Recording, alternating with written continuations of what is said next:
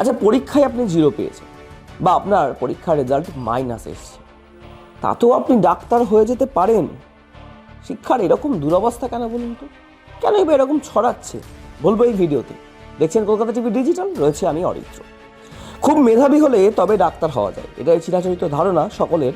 তবে সেই ধারণা কি এবার ভাঙতে চলেছে? 800% এমনকি নেগেটিভ পার্সেন্টাইল পেয়েও ডাক্তার হওয়া সম্ভব? এমনটাই প্রশ্ন উঠেছে নিট পিজির বিজ্ঞপ্তিতে। গোটা দেশ জুড়ে মেডিকেল শিক্ষার মানের এই ধরনের অবনতি।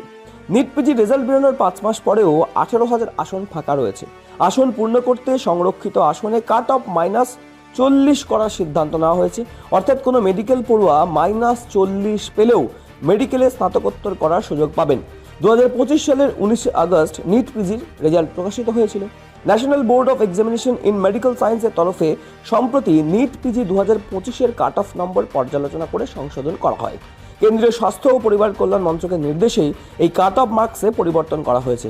9 জানুয়ারি নির্দেশিকায় তৃতীয় রাউন্ড কাউন্সিলিংয়ের জন্য ন্যূনতম মার্কস কমানো হয়।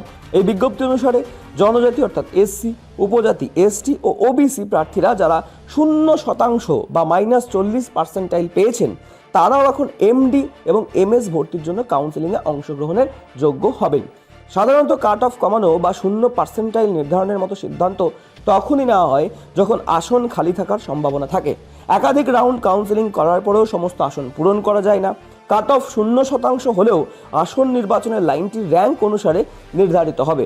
অর্থাৎ এর অর্থ হলো যে -40 যে পেয়েছে সে লাইনের শেষে থাকবে। তারা কেবল তখনই আসনের জন্য যোগ্য হবে যদি তাদের সামনের লোকেরা ভর্তি না হন বা নির্দিষ্ট আসন খালি থাকে। ইতিমধ্যে এই সিদ্ধান্তের বিরুদ্ধে সরব হয়েছেন চিকিৎসক সংগঠনগুলি। হওয়াটাই তো স্বাভাবিক। যার -40% পিছনের দিকের সারির ছাত্র সে কিভাবে মেডিকেল পড়ার যোগ্যতা অর্জন করবে? তবে সিদ্ধান্ত বদল করলে, যদি এই সিদ্ধান্ত বদল করা হয়, নিট পিজি যা সিদ্ধান্ত নিয়েছেন, তাহলে আসন কিন্তু ফাঁকাই থেকে যাবে। আর এই সমস্ত ঘটনা প্রবাহের পর প্রশ্ন উঠছে, মেডিকেল শিক্ষার এত অবনতি কেন, যেখানে 0 নয় মাইনাস পেয়েও হয়ে যাওয়া যাবে ডাক্তার?